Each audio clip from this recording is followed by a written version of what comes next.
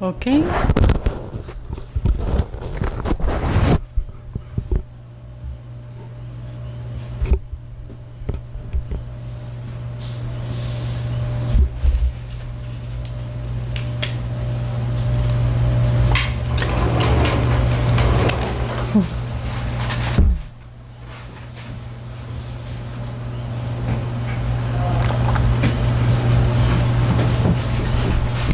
Comenzamos con nuestra alabanza al Buda Shakyamuni.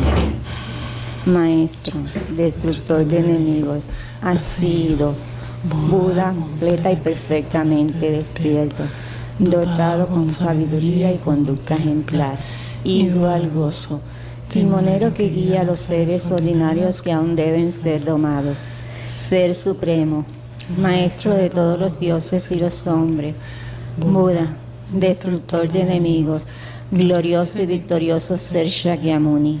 Ante ti me postro y a ti voy por refugio. Maestro, destructor de enemigos, has sido Buda completamente despierto, dotado con sabiduría y conducta ejemplar, ido al gozo, timonero que guía a los seres ordinarios que aún deben ser domados, ser supremo, maestro de todos los dioses y los hombres, Buda, destructor de enemigos, glorioso y victorioso ser Shakyamuni, ante ti me postro y a ti voy por refugio. Maestro, destructor de enemigos, has sido Buda completa y perfectamente despierto, dotado con sabiduría y conducta ejemplar, ido al gozo, timonero que guía a los seres ordinarios que aún deben ser domados, ser supremo, maestro de todos los dioses y los hombres, Buda, destructor de enemigos, glorioso y victorioso ser Shakyamuni. Ante ti me postro y a ti voy por refugio. Leemos el Sutra del Corazón de la Perfección de la Sabiduría. Así una vez estaba bendito residiendo en Rayagrilla, en la montaña llamada Pico del Buitre, junto a una gran asamblea de monjes y una gran asamblea de bodhisattvas. En ese momento el bendito entró al samadhi que expresa el Dharma, llamado iluminación profunda, y al mismo tiempo el noble Avalokiteshvara, el bodhisattva Mahasattva, mientras practicaba la profunda perfección de la sabiduría, vio lo siguiente. Vio que los 5 skandhas son de la naturaleza del vacío. Entonces, por el poder del Buda, el venerable Shariputra le preguntó al noble Avalokiteshvara, el Bodhisattva Mahasattva, cómo debe entrenar un hijo o una hija de familia noble que quiere practicar la profunda perfección de la sabiduría. Entonces el noble Avalokiteshvara, el Bodhisattva Mahasattva, le contestó al venerable Shariputra: Oh Shariputra, un hijo o una hija de familia noble que desea practicar la profunda perfección de la sabiduría, debe practicar así, viendo lo siguiente, que los 5 skandhas son de la naturaleza del vacío. La forma es el vacío también es la forma. El vacío no es otra cosa que la forma no es otra cosa que el vacío. De la misma manera, los sentimientos, las percepciones, las formaciones mentales y la conciencia también son el vacío. Por lo tanto, Shariputra, todos los dharmas son el vacío. No existen las características, no existe el nacimiento ni la cesación, no hay impureza y no hay pureza, no hay merma ni hay aumento. Por lo tanto, Shariputra, en el vacío no hay forma, sentimiento, percepción, formación mental ni conciencia. No hay ojos, oídos, nariz, lengua, cuerpo o mente. No hay apariencias, ni sonidos, ni olores, ni sabores, ni tacto, ni dharmas. No hay dhatu de los ojos y así hasta el dhatu de la mente y conciencia. No hay ignorancia ni fin de la ignorancia hasta la vejez y la muerte. No hay fin de la vejez y de la muerte.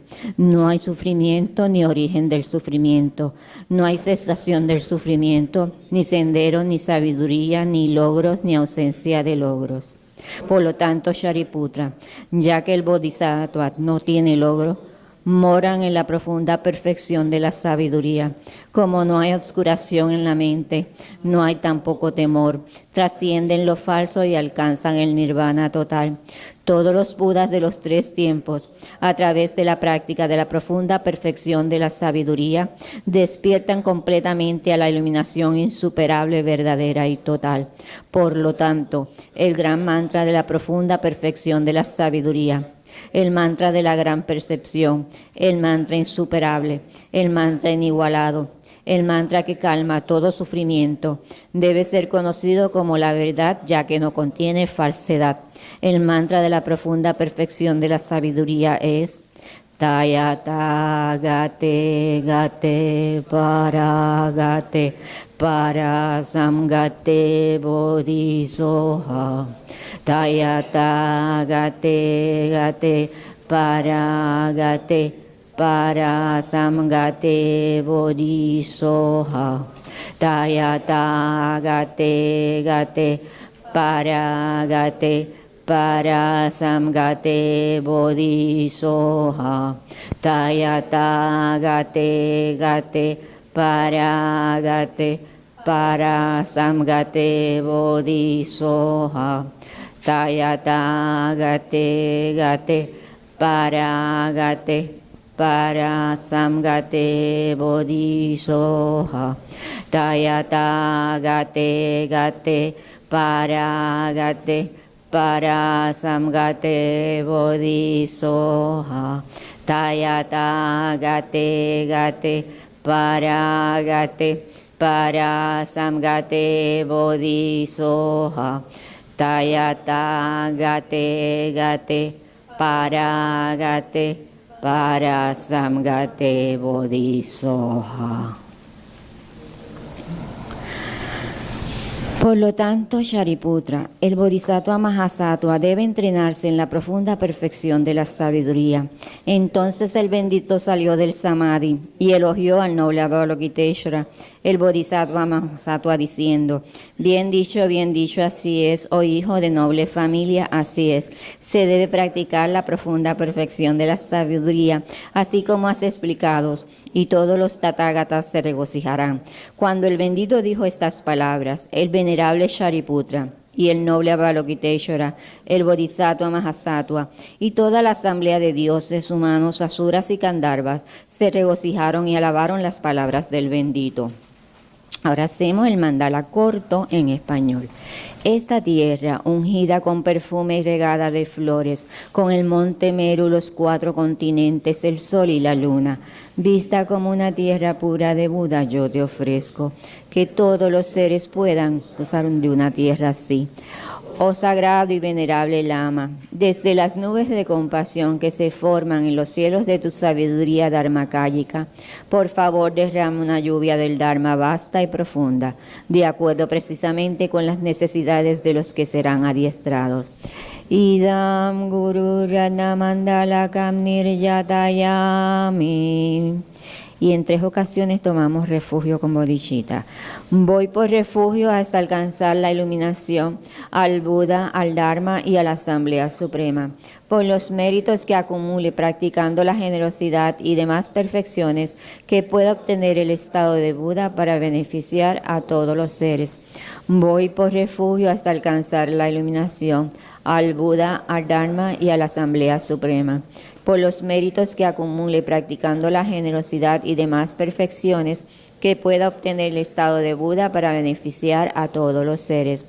Voy por refugio hasta alcanzar la iluminación, al Buda, al Dharma y a la Asamblea Suprema. Por los méritos que acumule practicando la generosidad y demás perfecciones que pueda obtener el estado de Buda para beneficiar a todos los seres.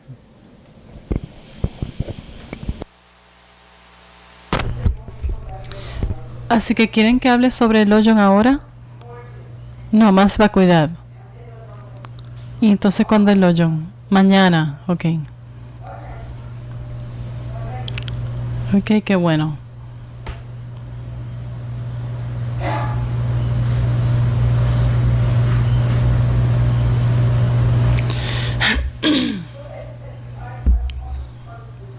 Muchas veces digo algo de su santidad que estos indios increíbles hace más de 3.000 años, los indios empezaron esta investigación en la naturaleza del yo. Y es una tradición extraordinaria. Estos yogis, pensadores, filósofos, psicólogos, que entraron en las profundidades de la mente. Y que ellos llegaron a ciertos descubrimientos sobre cuál es nuestra verdadera naturaleza. Y esos indios eran increíblemente sofisticados. Y Buda salió de esta tradición filosófica maravillosa. Hizo muchos adiestramientos usando las técnicas meditativas de los hindú, entrando en las profundidades de su mente y después creando su propia dirección. Y entonces el punto crucial donde él se separó de los indios, en lo que él encontró sobre qué es el yo. Lo que él descubrió fue distinto a lo que los indios descubrieron. Y cuando hablamos de vacuidad, eso es lo que estamos hablando. ¿Quiénes somos realmente? Nosotros aquí hablamos del señor Jung y Freud, de nuestra tradición cristiana de hace 100 años. Y tenemos nuestra psicología. Pero estos hindúes hace 3.000 años, y Buda también, eran pensadores increíbles sobre la naturaleza de la mente. Así que la visión del Buda, todas las enseñanzas del Buda, hablan de los engaños, qué es virtud, qué es no virtud, karma positivo, karma negativo, acciones, hablando de la reencarnación. Todas estas cosas es parte de toda una visión de la interpretación específica del Buda. Y esto lo lleva en última instancia a las observaciones del Buda exactamente sobre cuál es nuestro potencial como seres sintientes. ¿Cuál es el potencial de nuestra propia mente? Así que, si ustedes están practicando el Hinayana, las enseñanzas Hinayana del Buda, por ejemplo, vas a las enseñanzas del Lan Rim, podemos dividirlo como el primer nivel, el segundo nivel, el tercer nivel. A mí me gusta decir escuela intermedia, escuela superior y universidad. Otra analogía que me ayuda mucho es, en la visión mahayana, el Buda diría que un pájaro necesita 2 alas, sabiduría y compasión. Así que el ala de la compasión son los primeros 2 niveles, y ese es el componente Hinayana.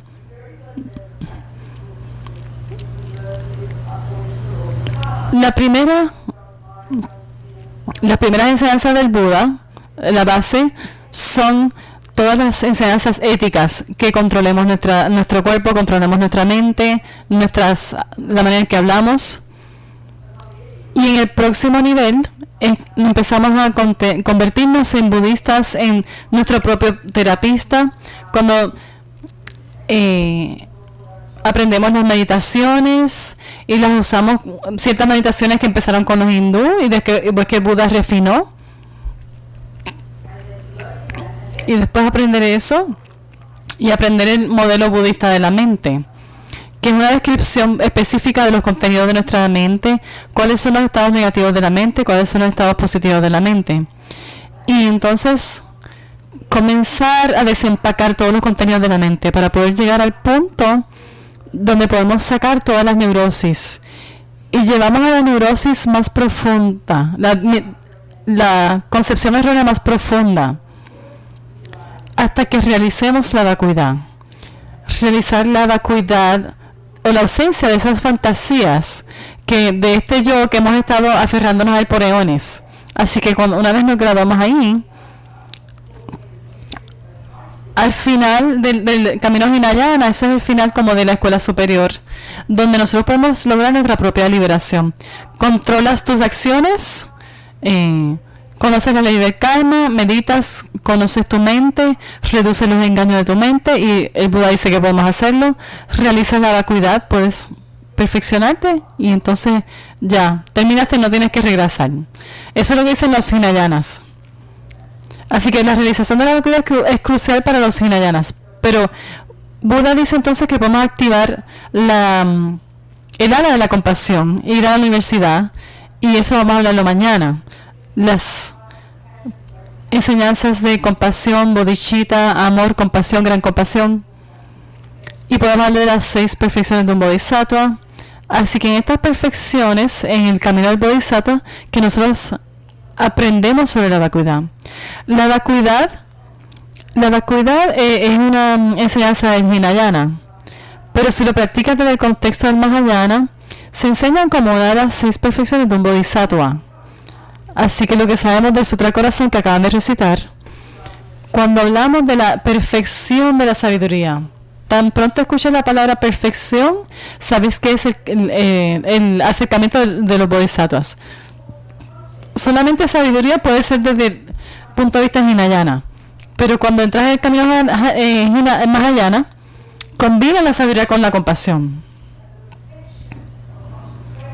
La perfección de la concentración es una técnica que el Buda usó, que vino de los hindúes.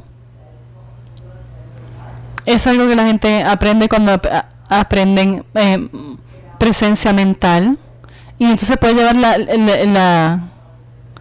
a un nivel muy sutil de la mente. Cuando puedes concentrarte, entonces puedes meditar en la vacuidad. Esta es la estructura. Así que mira el significado de esto y traerlo a términos más prácticos. ¿De qué estamos hablando? La idea básica, lo que encontró el Buda, fue que cada mente, cada conciencia, naturalmente, desde el punto de vista mahayana, cada conciencia naturalmente posee el potencial de sacar todos sus engaños o sus emociones aflictivas.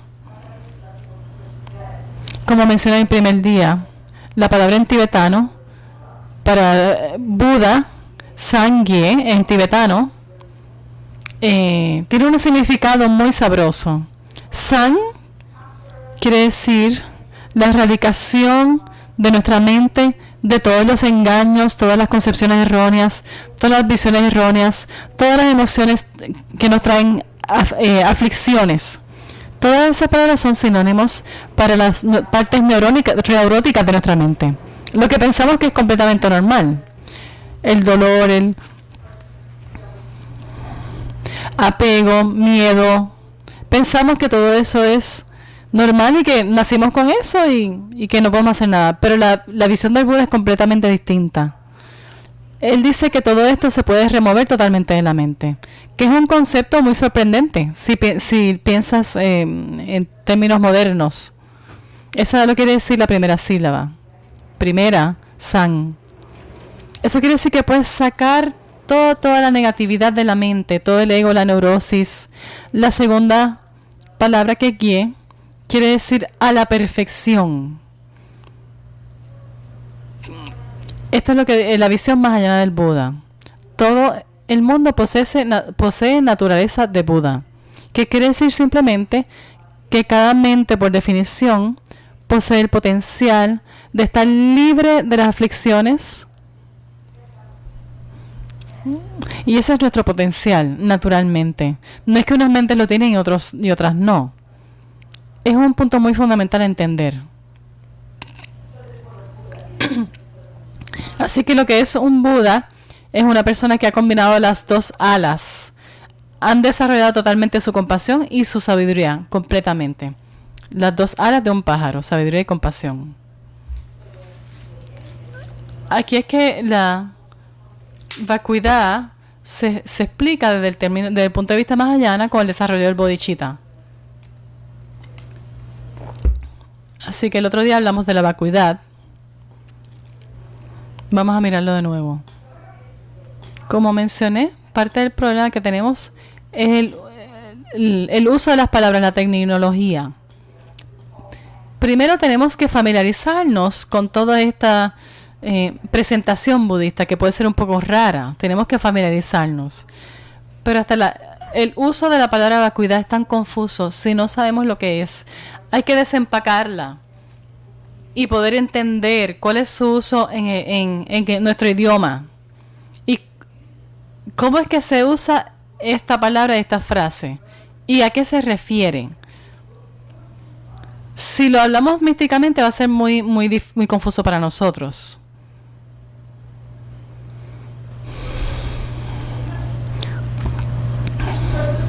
Así que vamos a mirar el uso de la palabra vacuidad. Olvídate de lo que quiere decir. ¿Cuál es el uso?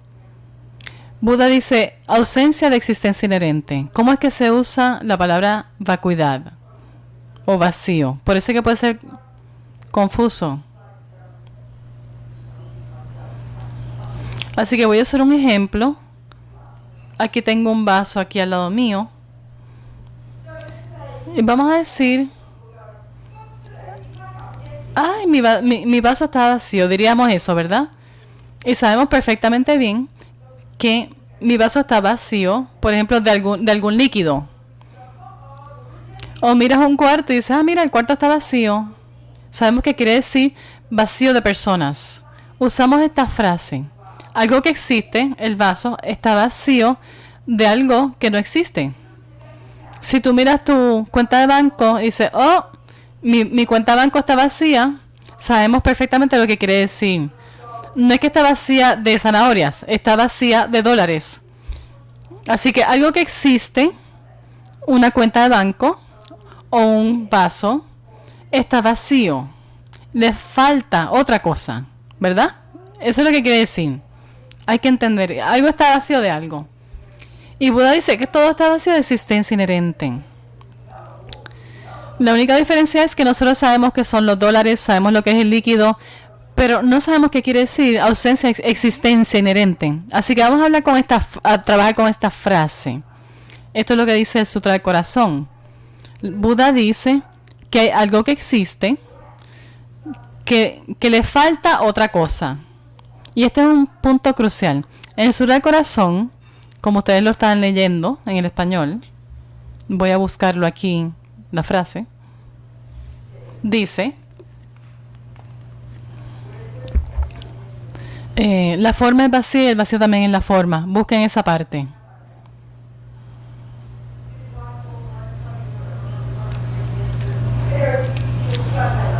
Sí. La forma está vacía. La vacuidad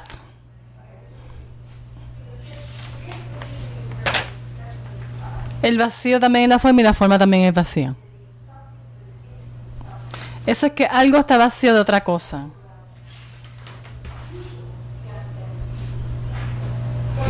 Tenemos que entender qué es lo que quiere decir esta frase.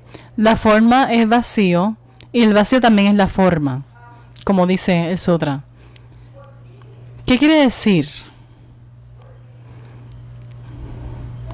Quiere decir, vamos a dar un poquito de trasfondo del Sutra del Corazón.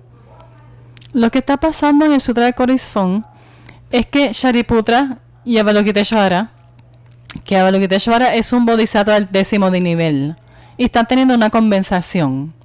Y ellos están canalizando las visiones de Buda. Buda está sentado en meditación y ellos están canalizando las visiones de Buda. Y entonces Buda dio muchas enseñanzas así a través de sus alumnos. Y ellos están discutiendo lo que habla el Sutra del Corazón. Es una lista de todas las categorías de fenómenos de las cuales está hecha este universo. Así que una categoría, por ejemplo, son los 5 agregados, que es una manera de Buda dividir los contenidos de una persona. No voy a entrar en muchos detalles, pero la primera es la forma, y todo lo que se refiere es la parte física. Cuando dice la forma es vacía, está hablando de una categoría de los agregados, la forma. Eso tenemos los 12 eslabones, las 4 nobles verdades, los sentidos y todas las bases de los sentidos, muchos constituyentes. Son grupos de categorías de fenómenos, y todo lo que dice esto es que tenemos que mirar continuamente, analizar cómo cada una de estas cosas está vacío de existencia inherente. Así que el primero dice la forma. La forma es el vacío. El vacío también es la forma. Lo que esto quiere decir es, ustedes pueden estar de acuerdo Un punto más para aclarar. ¿Sabes cómo nosotros escuchamos todo el tiempo que tenemos que realizar la vacuidad? Escuchamos eso muchas veces, tenemos que realizar la vacuidad. ¿Qué es lo que quiere decir realizar? Quiere decir entender, de una manera sencilla, entender. Y entonces tenemos que decir la vacuidad, pero eso es como una manera corta de decirlo. ¿Están de acuerdo que vamos a decir que es verdad que mi vaso no tiene líquido? ¿Ves? El vaso no tiene líquido. Diríamos, bueno, no tiene líquido. Y otra manera de decirlo es, sí, es verdad, no hay líquido en el vaso. Así que tenemos que tomar este concepto de decir no hay líquido y convertirlo en un nombre.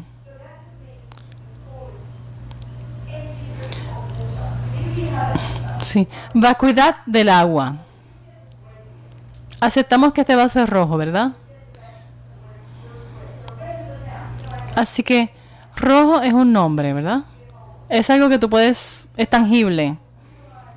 Así que para decir que tienes que revisar el rojo, solo tienes que saber que es que este vaso es rojo. Si alguien te dice, ok, ¿de qué color es esto? Tú dices, ah, sí, es rojo. Así que has realizado el rojo en el vaso. Es una manera rara de hablar sobre esto, pero entiende, ¿verdad? Tú realizas la existencia del rojo en este vaso. Pero entonces digo, bueno, pues no hay líquido. Vamos a convertir eso en un nombre. En vez de decir no hay agua, eso diríamos, en mi vaso hay la ausencia de líquido. En mi vaso hay ausencia de líquido. Es un poquito elaborado, pero sí, se puede decir hay ausencia de líquido. Existe un fenómeno que hay existencia de líquido en el vaso. Y cuando tú realizas algo y estudias filosofía budista, lo primero que aprendes es que el universo hay muchos fenómenos. Todo lo que existe para el Buda se llama fenómeno, un objeto de conocimiento, algo que puedes conocer. ¿Podrías estar de acuerdo conmigo que el rojo es un fenómeno? El rojo existe, ¿verdad? Es un fenómeno, es un objeto de conocimiento, que tu mente lo puede conocer, así que existe. Todo lo que existe, dice Buda, que puede ser conocido por la mente. Si tú puedes aceptar que aquí al lado mío hay un plato y aquí hay una flor, porque la mente está conociendo, puede conocer este fenómeno. ¿Entienden? Así que el rojo puede ser conocido por la mente, el vaso es conocido por la mente, la ausencia de la mente puede ser conocida por la mente. Ausencia quiere decir vacío. Cuando Buda dice la forma es el vacío, la forma está vacía. La forma tiene ausencia de existencia inherente. Justo igual que mi taza tiene ausencia de líquido. Así que es la ausencia de algo. ¿Pueden entender esto? Es la ausencia de algo. El líquido es fácil. Ausencia de líquido es fácil realizar. Ausencia de dólares en tu banco, de tu cuenta de banco, es fácil de realizar, ¿verdad? Así que, ¿qué es lo que existe en mi cuenta de banco? Bueno, la ausencia de dólares, desgraciadamente, ¿verdad? Es una manera graciosa de ponerlo, pero es verdad. Así que podemos ponerlo de una manera que la mente pueda entender. La ausencia de dólares, la vacuidad de dólares. O la ausencia de azul. Existe una ausencia de azul en este vaso porque es rojo. Así que hay algo que se llama forma, está agregado, y le falta existencia inherente. Así que para poder tener la ausencia del agua, tienes que tener un vaso primero, ¿verdad? Tú no puedes decir, hay ausencia de líquido, de agua. Ay, ¿dónde? No sé. No, tú no puedes decir eso. No, tú no puedes decir, hay ausencia de dólares. Tú tienes que decir, ¿dónde es la ausencia de los dólares? ¿Dónde está la ausencia de dólares? En mi cuenta de banco. ¿Dónde está la ausencia del líquido? En el vaso. ¿Dónde está la ausencia del azul? En este vaso que es rojo. No puedes usar este concepto abstracto de que hay una ausencia allí en el cielo. Tienes que decir, sí, aquí específicamente hay una ausencia. Así que la ausencia de las personas en un cuarto es un fenómeno y existe, ¿verdad? Sí. Así que un cuarto vacío tiene ausencia de personas. Cuando entiendes este concepto, entonces puedes hablar de vacuidad. Y la razón no es complicada. Así que como dije con el ejemplo antes. Por ejemplo, aquí hay un amigo que se llama José y él es daltónico, no puede ver colores. Este vaso que es rojo, él no puede ver el color. Y esto ya lo hablamos.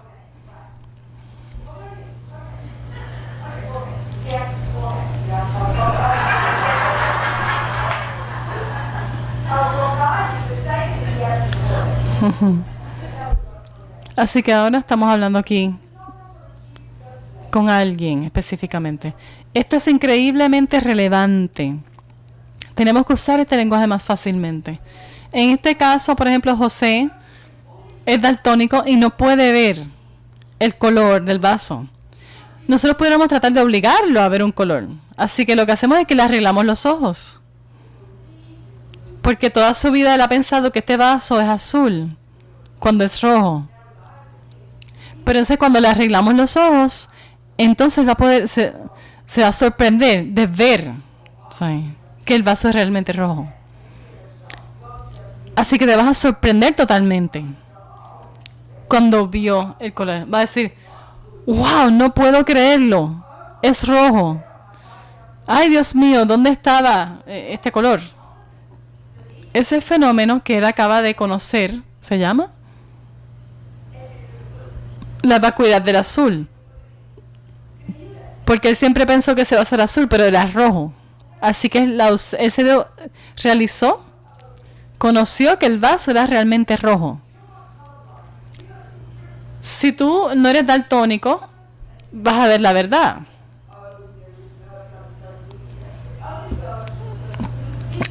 Esto es relevante para las personas que realmente piensan que este vaso rojo es azul. Así que cuando esta ausencia se realiza, esto es relevante para esa persona. Así que Buda dice que todas las seres aquí creen en un yo que no existe. Claro, vamos a hablar un poco de las palabras específicas. Pero ese yo que el Buda está hablando, que desde tiempos sin principio nosotros creemos que existe, pensamos que es inherente. Lo que nosotros pensamos que está ahí, ese yo, pensamos que es inherente. Por ejemplo, lo que pensamos está ahí, no está ahí. Y así eso es lo que hemos pensado desde tiempos sin principio. Así que desde la primera vez que tú ves la verdad, que es la ausencia de ese color o la ausencia de los dolores en tu cuenta, es esa ausencia de ese yo fantasioso, entonces caes en un estado de sorpresa, de shock. Y tiene mucho significado. Así que vamos a ver lo que quiere decir este yo inherente que pensamos que está ahí. Porque nunca en nuestra vida hemos pensado esto.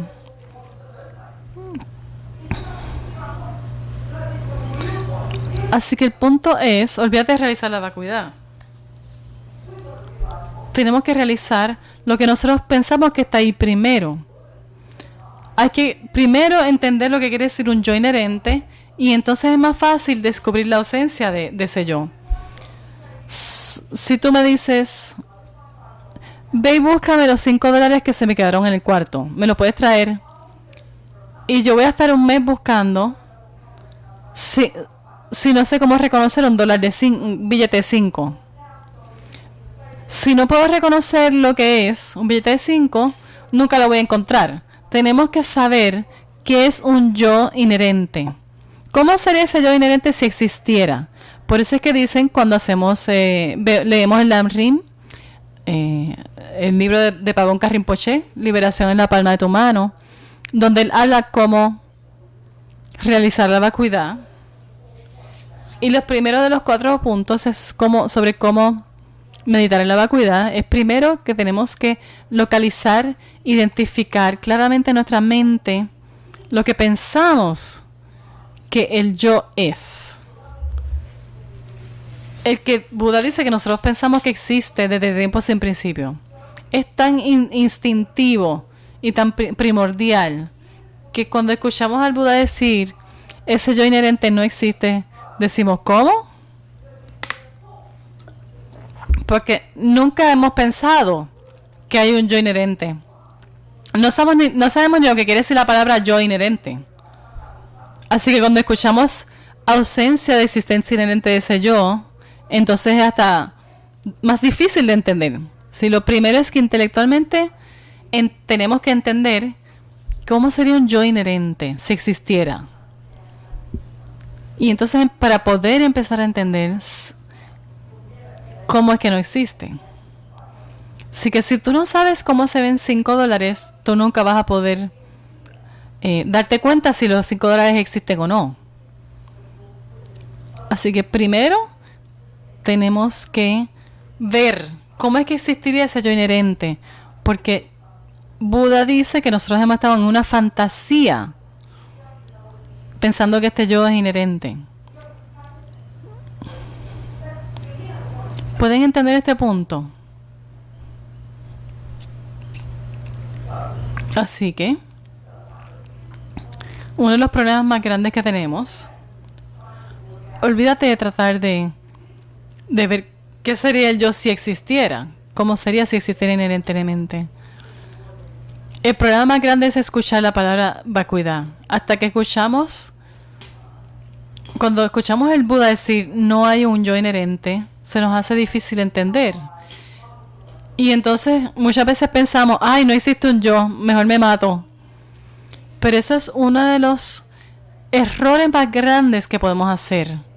Que si escuchas que a la vacuidad, la palabra vacuidad, entonces te pones nihilista y piensas, ay, si todo está vacío, no importa. Esa es una visión completamente equivocada. Así que hay un punto más refinado aquí de distinguir la diferencia entre no ser algo y algo que es inherente o no. Y entonces malentendemos la palabra vacuidad cuando la escuchamos. Así que son estos componentes que tenemos que entender. Entender el uso de la palabra vacuidad. Entender lo que es un yo inherente si existiera. Entender cómo instintivamente hemos creído en este yo inherente. Y no sabemos ni siquiera lo que quiere decir un yo inherente, aunque está ahí mirándonos. Es como si tuvieran $5 frente a ti, pero no sabes lo que son $5, así que no lo ves. Así que son estas partes que tenemos que juntar para poder hacer el análisis. ¿Qué es el yo? ¿Y de qué naturaleza tiene el yo?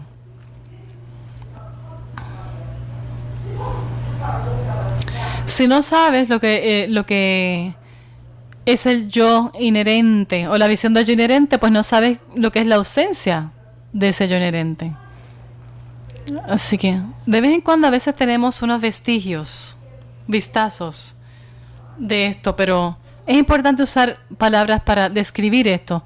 Claro, podemos tener experiencias cuando meditamos. Hay 2 acercamientos a la meditación. Y pudiéramos decir que esto es debido al karma pasado.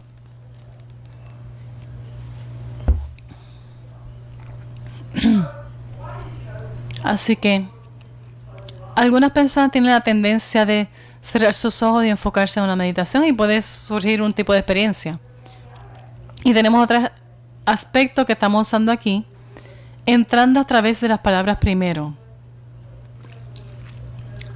Y parecido a como aprendemos las cosas en Occidente. Primero entiendes la teoría y después la práctica. Así que primero la teoría de cómo guiar un carro y después aprendes a guiar el carro. Primero la teoría de cómo sembrar y después siembra. Así no solamente que estamos siendo intelectuales.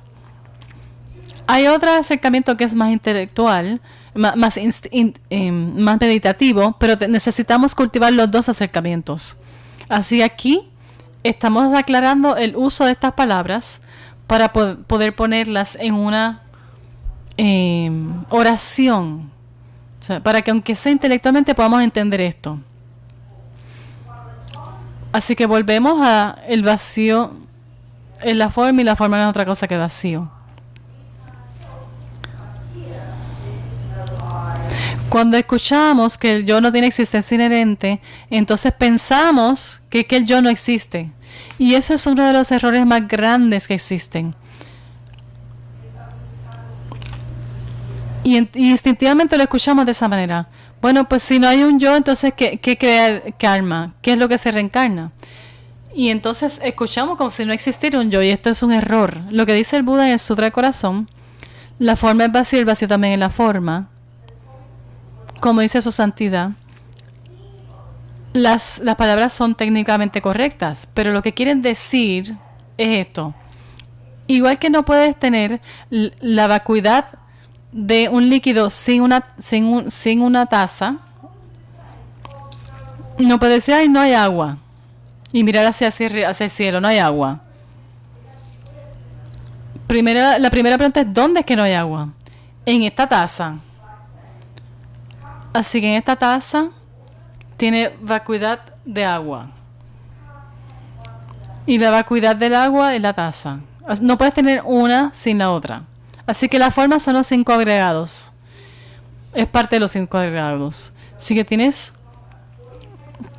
conciencias, emociones, otros agregados. Convencionalmente hablando, en la visión de Buda, el universo está lleno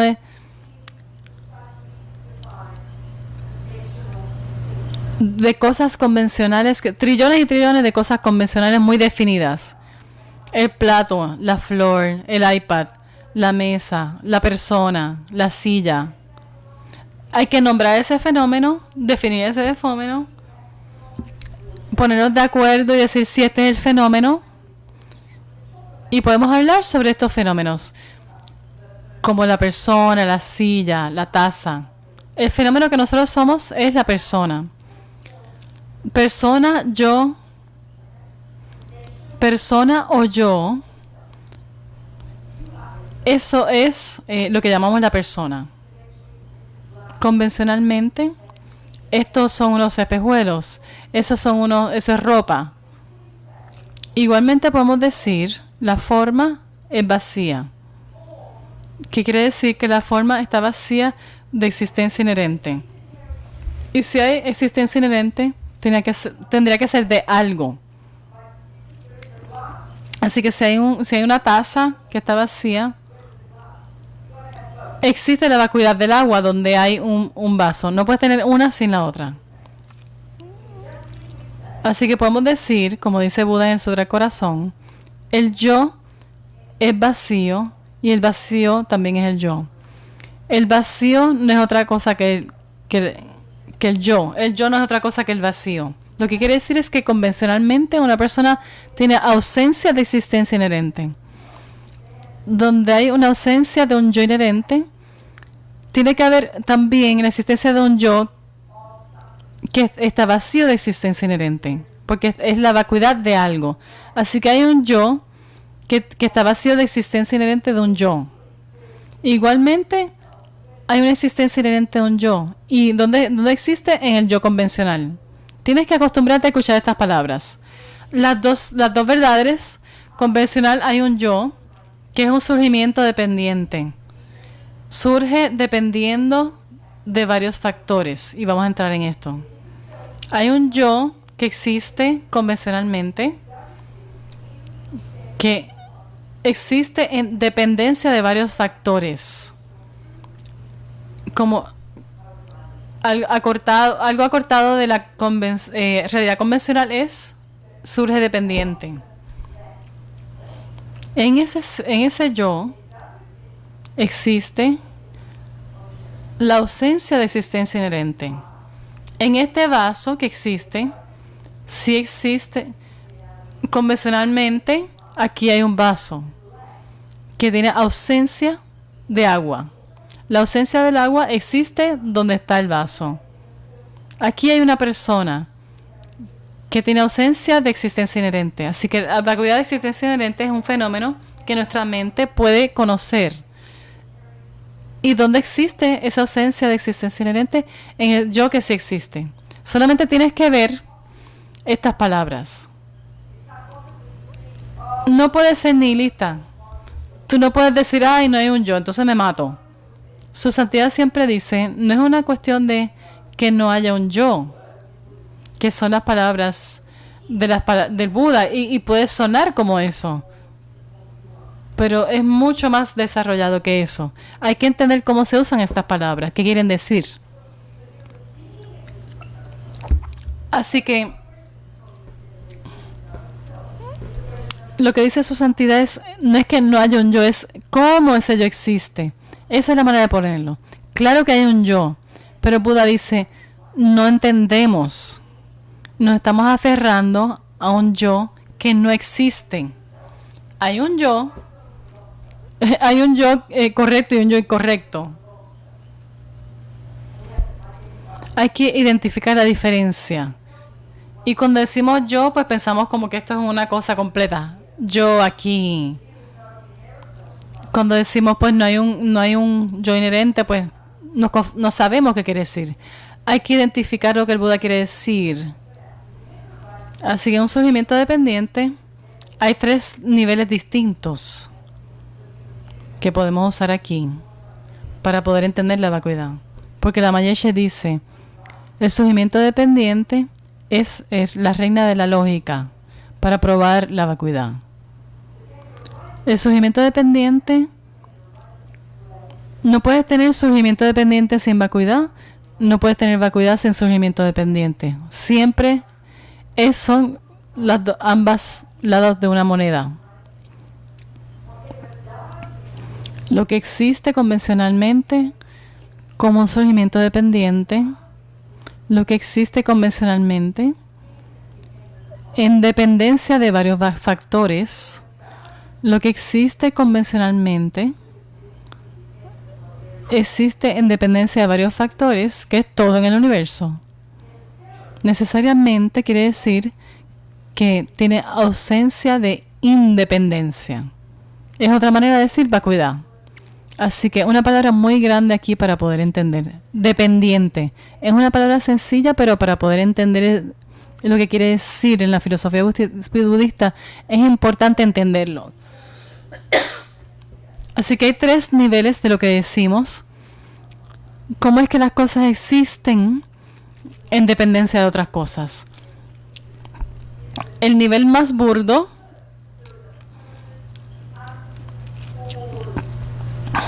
es que hay un yo permanente, no.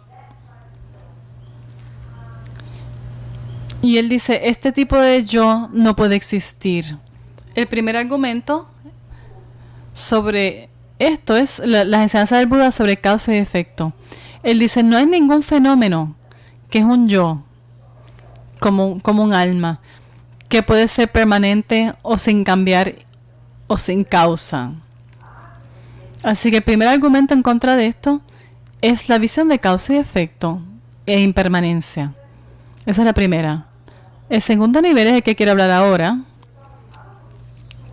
que para algunas escuelas budistas es una visión correcta, pero para los madhyamika prasámicas no. Es importante entenderlo, porque aunque no es el significado más sutil, pero es importante entenderlo. Así que ese segundo significado de la surgimiento dependiente dice, cuando miramos en la psicología budista y nuestros engaños, los estados negativos, positivos y neutrales, que es todo lo contenido de nuestra mente, lo que son el problema son los que son negativos, los no virtuosos. Son sinónimos todo. Y hay como una jerarquía de todo tipo de estado. El engaño mayor es simplemente ignorancia. Y en tibetano, marikpa, no estar consciente. pero tiene un significado bien profundo. No es solamente no saber. Si tú me dices, ¿qué es esto? Y yo te digo, ay, no sé. Y tú simplemente me dices, pues es un vaso. Pues ya sé que es un vaso. Pero y la ignorancia es mucho más profundo que eso. El problema con nuestra ignorancia, que quiere decir aferrarnos a un yo, ese es el engaño mayor de todos, o la aflicción mayor. Esta ignorancia no sabe cómo es que el yo y todo existen. Y piensa el opuesto total de la verdad de cómo todo existe. Sí. No saber algo es fácil de arreglar, pero pensar que algo es distinto a como es mucho más difícil de arreglar. Si tú piensas que este vaso que es rojo, si tú piensas que es azul, es bien difícil convencerte que no, que el vaso es rojo, porque tú piensas que es azul. Para que tú finalmente veas que realmente es rojo. Y ese es el problema con nuestra ignorancia, que pensamos que las cosas son de una manera específica por eones. Aferrarnos a este yo, creer que este yo simplemente no existe como pensamos que existe. Eso no sabemos que es un fenómeno interdependiente, no sabemos que existe interdependientemente, sino que también pensamos el opuesto exactamente. Pensamos que es independiente. Así que es increíblemente difícil deshacernos de esta visión. Y nos aferramos a esta visión como un vampiro. Así que quiere decir independiente de qué.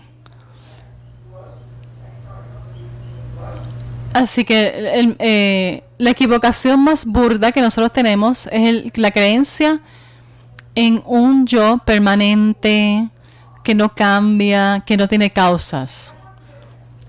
Y ese pues, intelectualmente pues podemos entender un poco cómo ese no existe. Ahora vamos al segundo, que es un poco más sabroso todavía. El segundo nivel de sufrimiento dependiente, dice Buda, que es este aferramiento al yo, completamente cree que hay entre todas estas partes que forman la persona, Buda diría que todo lo que existe en el universo, todas estas partes, y todo depende de sus partes. Todo en el universo está hecho de partes. La flor, el plato, hasta el momento de ira, son partes de momentos de una mente. Son partes de los pensamientos. Todo está hecho de partes. Y esto es una enseñanza fundamental del Buda. Y tiene mucha implicación y significado. Tú puedes estar de acuerdo que una persona está hecha de miles y miles de personas, ¿verdad? Y podemos quizás dividirlo en dos, cuerpo y mente. Una persona está hecha de un cuerpo y una mente. Así que si este cuerpo estuviera muerto, no lo llamaríamos persona, porque le falta la mente cuando te mueres. Así que el cuerpo tiene billones de pedazos y piezas, y la mente tiene billones de pedazos y piezas. Así que lo que dice Buda es que este aferramiento nos hace pensar que de todas estas piezas y partes hay una parte, como dice un amigo mío, dice, que camina de la mano con todas las otras partes, llamado un yo. Y pensamos que hay una parte que se llama un yo. Lo creemos totalmente, absolutamente, sin duda. Nuestro lenguaje lo expresa, todos los días nuestro lenguaje lo expresa, que hay un yo, que es como si fuera un jefe. El jefe que manda las otras partes, o la persona que dirige el show. Está en nuestro lenguaje. Yo hice esto, tú dijiste esto, eso es mío. Yo por poco me caigo. Tú me insultaste. Yo estoy muy gordo, estoy muy flaco. Yo soy inteligente. Y pensamos que eso que es algo que está dirigiendo todo lo demás. Y pensamos que hay una pieza dentro de nosotros que se llama yo. Y tenemos que hacer un análisis para probar cuán absurdo es esta visión. Y escucha las palabras. Buda dice, esta ignorancia causa que nosotros pensemos que hay una parte dentro de nosotros, una parte particular que es independiente de todas las otras partes. Para dar un ejemplo perfecto, y toma tiempo. Ustedes pueden estar de acuerdo que yo pudiera decir, yo tengo una taza, un iPad y un rosario en mi mano. Y me va a decir, pues pruébamelo. Uh-huh. Ustedes pueden ver cómo es fácil que yo tengo un vaso en mi mano. Unas partes. Yo mencioné un yo, poseo este vaso, este iPad y este rosario. ¿Están de acuerdo? Y pueden estar de acuerdo en que el vaso es independiente del iPad. Si se me cae el vaso, el iPad va a funcionar bien. No son dependientes, son independientes. ¿Están de acuerdo? Y pueden estar de acuerdo con que el mala puede funcionar muy bien si el vaso. Y el iPad puede funcionar bien sin el vaso. Y el yo puede funcionar bien sin los otros tres, ¿verdad? Así que hay 4 fenómenos independientes. ¿Pueden estar de acuerdo con esto que yo estoy diciendo? Independiente quiere decir que si tú puedes mover uno, que el otro no importa, que el otro no se afecta. Eso quiere decir independiente, ¿verdad? Así que hemos probado que aquí hay un rosario, un iPad y un vaso. Y tiene que haber un vaso que no es un iPad. Hay un iPad que no es el rosario. Hay un yo que no es ninguna de las 3 cosas. Y eso es lo que necesitamos para probarlo. Si que tengo $4, tengo que decir, son $4 separados cada uno. Pueden estar de acuerdo también que yo diga que yo tengo una nariz, un pie y una mano. Pueden estar de acuerdo, ¿verdad que sí? Pues para ver algo convencionalmente existente tiene que ser. Aquí está mi pie. Puedo mover mi pie y mi mano funciona.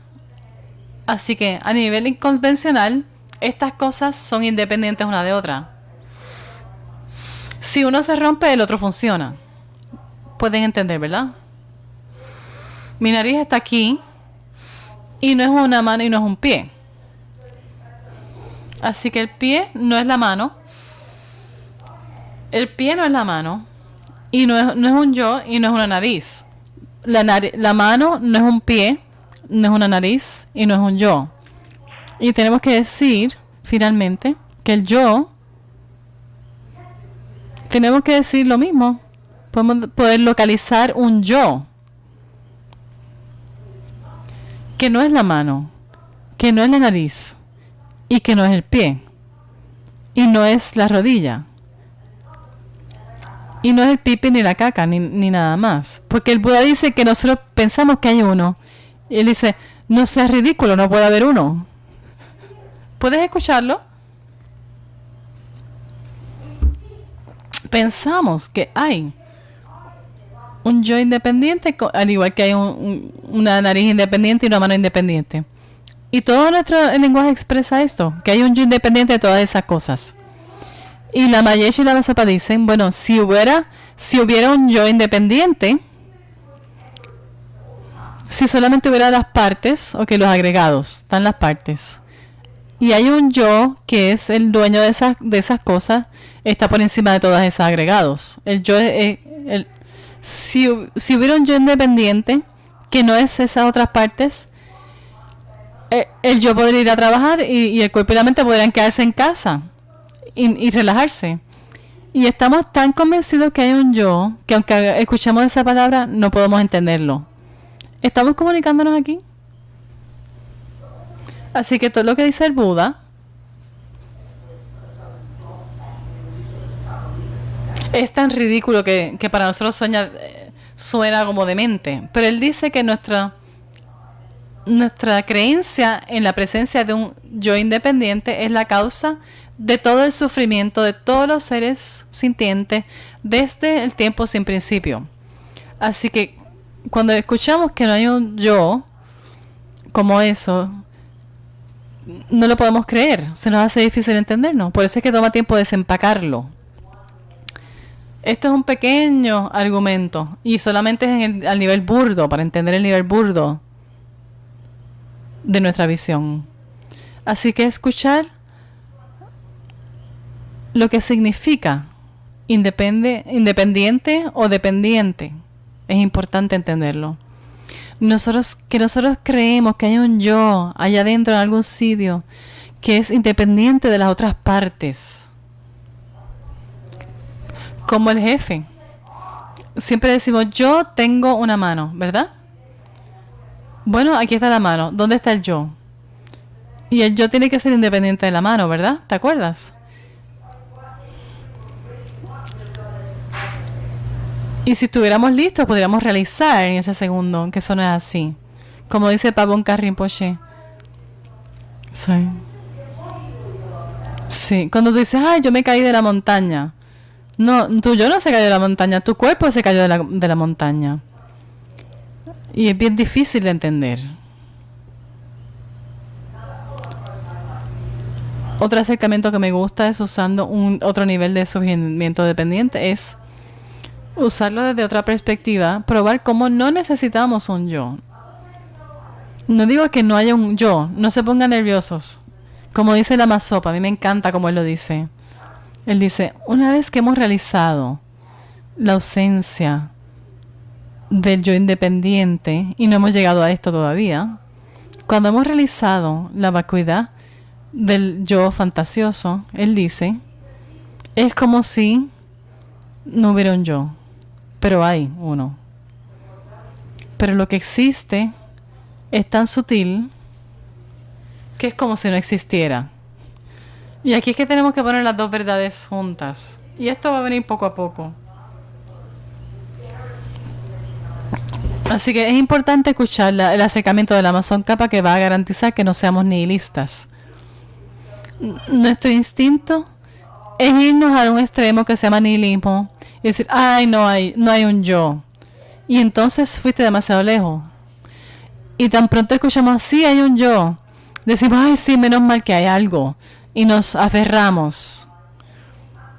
Así que en los dos extremos, en uno pensamos que no hay un yo y en el otro sí pensamos que hay un yo concreto. Y esto está engranado en nuestro sistema profundamente. Así que lo que enseña Son Kappa, de acuerdo a Buda, es que aquí no hay un yo de su propio lado. Para prevenirnos, como dice Son Kappa, de caer en el abismo del nihilismo. Decimos a nosotros mismos, Robina, no hay un yo inherente. Y eso quiere decir que hay un yo que surge dependientemente. Eso es para no exagerar demasiado el otro extremo, que es eternalismo. Cada vez que digas, hay un yo que surge dependientemente, y decimos, eso quiere decir que no hay un yo inherente. Y eso nos ayuda a no caer en los extremos y nos forza a venir al camino del medio, que es donde estos dos caminos se conectan perfectamente. Así que la vacuidad quiere decir surgimiento dependiente. Y cuando dice surgimiento dependiente, quiere decir vacuidad. Y nos fuerza a caminar en el camino del medio. Y que no caigas en las visiones erróneas extremas. Pero hay que ponerle un significado a las palabras. Eso es bien importante. No puede haber una taza. No puede haber ausencia de agua sin una taza. Y así es que escuchamos la vacuidad. La vacuidad es casi como absoluto en algún sitio allá, una vacuidad que no es en algún sitio. Y de la misma manera que tú me puedes decir que, si existe o no la ausencia del agua, ¿dónde es que existe la ausencia del agua? En la taza. ¿Dónde es que está la ausencia de los dólares? En tu cuenta de banco. ¿Dónde es que está la ausencia del yo inherente? ¿Dónde está? En los agregados, precisamente. Pero hay que entenderlo. Es tan sutil que es como si fuera una ilusión. Así que poco a poco entenderemos lo que significan estas palabras. Tenemos que ponerle significado a las palabras y analizarlo. ¿Están conmigo? Otro ejercicio que a mí me encanta. Para probar cómo es que no necesitamos este yo aburrido, independiente. Siempre uso el mismo ejemplo. Vamos a decir...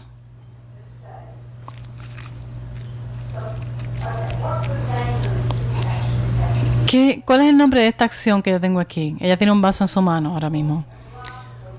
Robina está agarrando un vaso en su mano derecha, ¿verdad?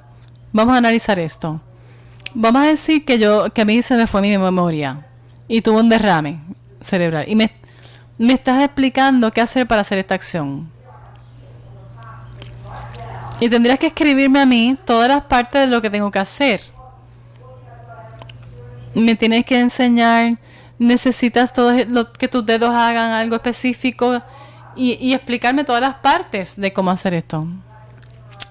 Y yo tendría que memorizarme nuevamente cómo hacer esto de tomar algo del vaso. Y definitivamente la mente está ahí. Y las partes de la mente que tienen que estar envueltas para trabajar con el cuerpo, para tener esta experiencia de agarrar un vaso. Tenemos que tener intención, que quiere decir karma. ¿Qué quiere decir? Yo voy a agarrar este vaso. Sin esa intención nada va a pasar. Después vamos a tener presencia mental o mindfulness para que no se te olvide lo que estás haciendo. Y después alerta, observando lo que estás haciendo. Y la alerta ayuda a que el mindfulness mantenga su atención sobre el vaso. Son partes de tu mente. Lo otro es la concentración, determinación. Son unas partes de tu mente. Igual que tenemos partes del cuerpo. Cuando tienes todas esas cosas, entonces sí, sabemos que todas estas cosas hacen que yo pueda aguantar esta taza en mi mano. He mencionado que el cuerpo tiene muchas partes y que la mente tiene muchas partes. Todavía no he mencionado la parte que se llama yo. Así que, ¿qué rol es el que hace el yo que el cuerpo y la mente no puede hacer? ¿Cuál es el rol del yo? Realmente no hace falta, es una exageración. Pensamos que hay una parte que es como el jefe aquí. Es parecida al concepto de una creación. Nuestros engaños y confusiones han creado este yo. Por ejemplo, los musulmanes piensan que tiene que haber un arquitecto que crea todo. Pero los seres sintientes son los que van creando todo. Van creando el infierno, el cielo. No necesitamos un arquitecto o un creador para crear todas esas cosas. Nosotros mismos, los seres sintientes, creamos todas estas cosas con nuestras acciones, por causa y efecto.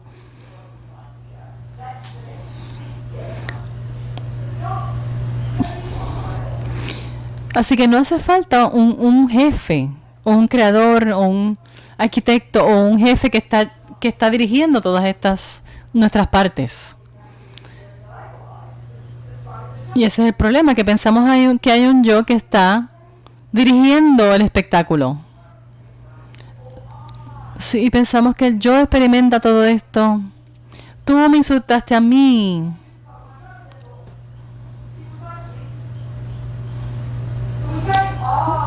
Decimos, yo estoy agarrando esta taza. Y es una manera conveniente de hablar simplemente. Pero le damos mucho más significado de lo que tiene. Le damos más significado a ese yo de lo que tiene. Así que pensamos, hay un cuerpo y una mente entonces. ¿Qué es el cuerpo? El cuerpo está hecho de muchas partes. El cuerpo es la parte la palabra que usamos para describir todas nuestras partes. La nariz, el pie, la mano, todo.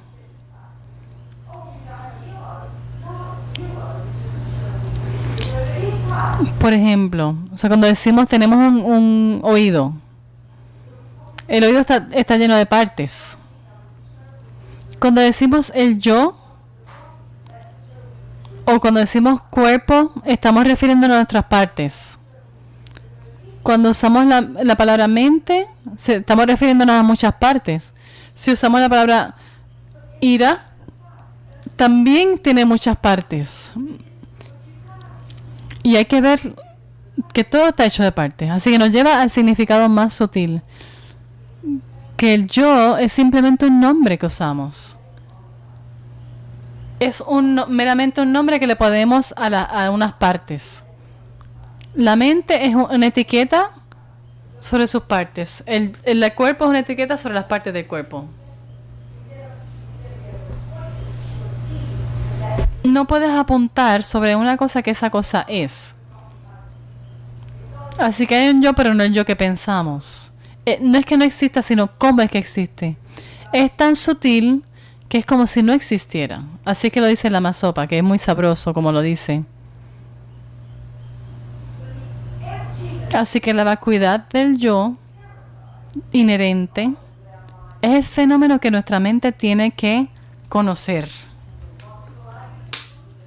¿Y el argumento lógico para probar esto? El surgimiento dependiente. Cuando nos sentamos y decimos, ay, tengo que meditar en la vacuidad. Vacuidad, vacuidad. Con la esperanza de que algo vendrá. Permiso. Esta es la manera en que nosotros juntamos los dos tipos de meditación juntos. Los dos tipos de meditación, como dice el Buda, hay billones de técnicas, pero usualmente hay meditación de concentración, que es una técnica para enfocar, usando el mindfulness, la alerta, la concentración, todos esos componentes de tu mente para poder enfocar la mente, para llegar a lo que es la permanencia pasible. Y una vez que tienes eso, has accesado como un microscopio de la mente. Tienes que usar eso para entonces desarrollar introspección o visión profunda, que se dice insight en inglés. Que en otros idiomas no existe esta palabra. Insight en inglés no está en muchos idiomas. Es bien sabrosa entender lo que quiere decir. Así que insight o visión profunda o introspección es lo que está buscando el Buda.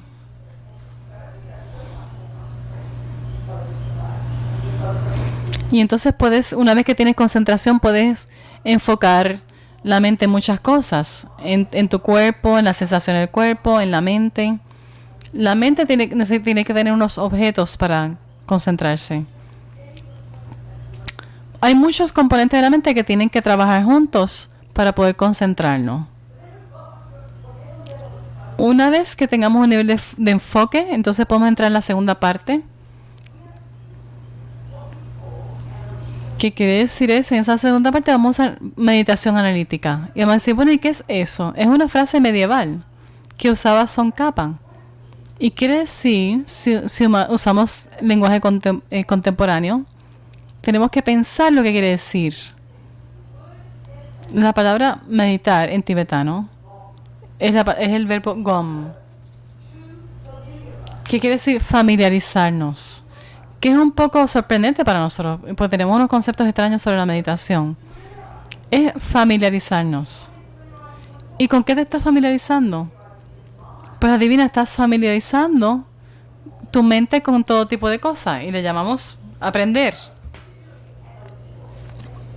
Lo que estás haciendo en la meditación analítica es familiarizar tu mente pensando sobre algo. Así que si en la escuela aprendes, pues 1 más 1 es 2. Y entonces si fueras budista, te mandan primero a desarrollar concentración y después a desarrollar meditación analítica para que puedas tener una visión profunda y venga una contestación, un entendimiento. Sí. Y lo primero es que tienes que poder enfocarte. Tú vas a tu casa y practicas de enfocarte, por ejemplo. Porque tu maestro, por ejemplo, dice que quiere que tú entiendas la contestación de una pregunta. Tienes que tener la información básica para entonces poder concentrarte. Por más que yo diga 1 más 1 son 2, 1 más 1 son 2, no vamos a aprender. Primero tomamos la información que nos da nuestra maestra, que es que la información que 1 más 1 es igual a 2. Por lo menos tienes que entender intelectualmente qué es lo que quieren decir estas palabras. 1 más 1 son 2. Tienes que saber lo que quiere decir. Tienes que saber lo que quiere decir más. Y eso es increíble para un niño de 5 o 6 años, poder estar contando. Una vez te enfocas, puedes entrar a la meditación analítica, que quiere decir que tienes que pensar sobre esto. Usar tu lógica. Usar lo que has aprendido. Y entonces dices, ya lo entiendo. Y eso es una visión profunda. Escuchas las palabras, las teorías, desarrollas concentración y después en la segunda parte tomas la información que escuchaste, que son las enseñanzas sobre el surgimiento dependiente, y entonces piensas sobre el surgimiento dependiente.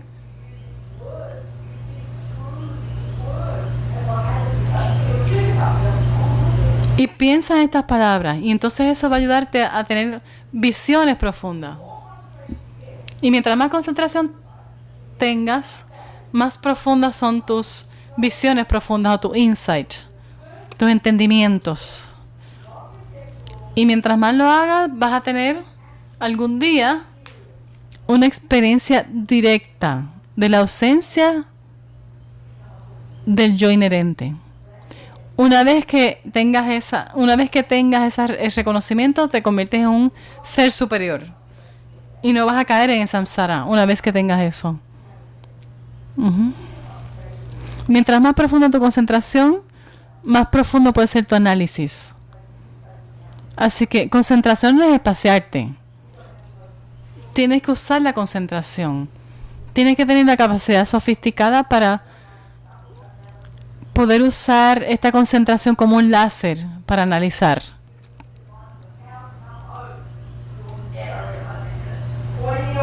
Sí. Sí. Así que tienes que usar ese láser de la concentración para realizar la vacuidad.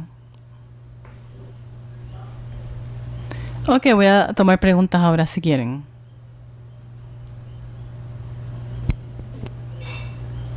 Háganme cualquier pregunta.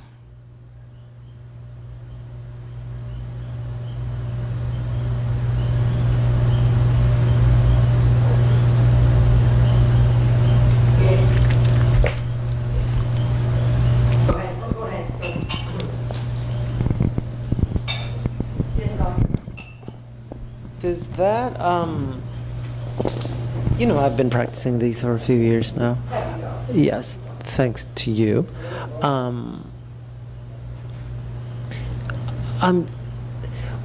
This is what I feel when I find that moment of, single focus, mindedness. Does that, it's in Buddhist terms, in terms of, does that have anything to do with liberation? Because when I am there, I feel... La persona que está haciendo la pregunta ya está tomando preguntas. La persona le pregunta qué es lo que quiere decir la liberación.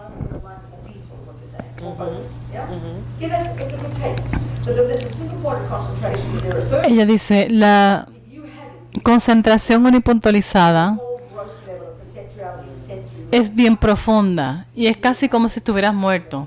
Cuando accesas los niveles sutiles de tu mente, no es liberación, es que por unos momentos estás libre de una neurosis. Pero hay mucho más que hay que hacer. O sea, en los estados de concentración que tú estás entrando son muy preliminares, pero hace falta unos estados más profundos. ¿Más preguntas? I like the analogy of the vampire There's garlic, you know. What kind of garlic as human beings we could use in our daily practice to ¿Qué avoid podemos this? usar en nuestra clinging? práctica diaria para evitar Like, you este mentioned aferramiento? Hacer la that pregunta, garlic un clinging estudiante is está like haciendo a una vampire, pregunta. But you could use a steak or you could use a ¿Qué garlic podemos to hacer en get nuestra the vida vampires diaria away, right? para- So in our daily practice, En nuestra what- vida diaria, en nuestra práctica diaria, ¿cómo podemos trabajar con ese apego, ese aferramiento? Ella contesta, bueno, eso es como vas a ver un juego de baloncesto y ves a Michael Jordan, por ejemplo, o un jugador bien famoso, y lo ves a él, tú sabes meter la bola en el canasto y parece bien fácil, ¿verdad? Extremadamente fácil. Y va donde alguien y le dice, mira, pues enséñame cómo meter la bola en el canasto. Y entonces te dice, ok, quiero que pierdas 30 libras, corras, o sea, unas millas diarias, tienes que hacer esto y aquello. Y tú dices, no, yo quiero que tú me digas cómo meter la bola en el canasto. Y entonces te va a decir, no, es que son muchas las cosas que tienes que hacer para poder meter la bola en el canasto.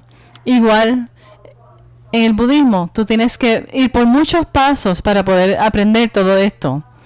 Las leyes del karma, las postraciones, la purificación, todas las cosas que tienes que hacer. Hay muchas cosas que hay que hacer para poder llegar a estos niveles.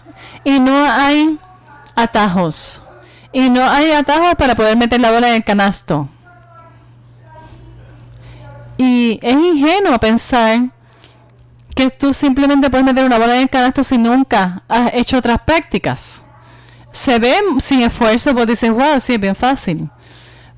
Pero tú tienes que ir a las cosas básicas y hacer el trabajo, todo el trabajo. Mientras más entendamos los beneficios de controlar nuestro cuerpo y nuestra mente, que parecen no relacionados a realizar la vacuidad, pero no hay manera en el universo que tú puedas realizar la vacuidad sin tener unos adiestramientos. Hay 3 entrenamientos elevados. No puedes obtener la sabiduría hasta que tengas los otros adiestramientos, los primeros 2 adiestramientos. Por ejemplo, tienes que soltar muchas cosas que tú haces. Tienes que soltar todo lo que tú haces en tu vida regular. Y entonces poder ir a una montaña y meditar. Pero para poder tener las casas y condiciones para hacer eso, tienes que hacer purificaciones, postraciones, refugio. Y entonces, para poder tener concentración, tienes que hacer por ejemplo, la ética, que es la primera parte. Así que todas estas partes tienes que hacerlas antes de poder realizar la vacuidad. Y eso es, pues, como la analogía de meter la bola en un canasto. O sea, antes de meter la bola en el canasto, tienes que entrenarte muchas cosas.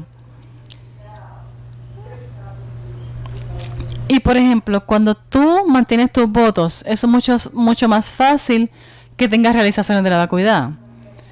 Cada vez que no hablas mal de alguien, cada vez que tienes acciones positivas versus negativas, estás creando las condiciones, llevándote a realizar la vacuidad. Todo eso va a ir contribuyendo hacia eso.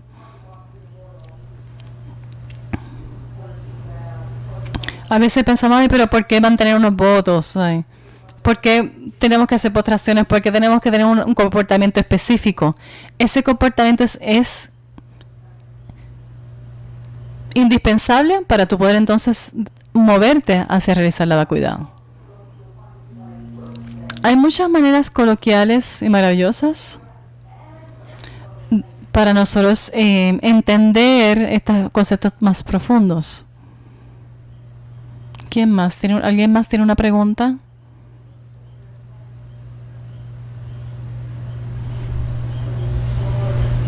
Bueno, entonces voy a hablar más de la vacuidad más sutil, que es la más difícil de escuchar.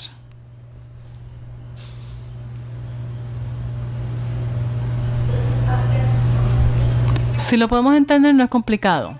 Así que, ok.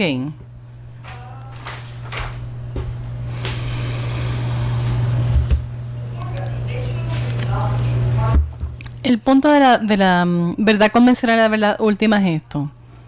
Para poder empezar a hablar sobre cómo algo existe, que es lo que nosotros no entendemos, tenemos que establecer primero establecer qué es que existe convencionalmente.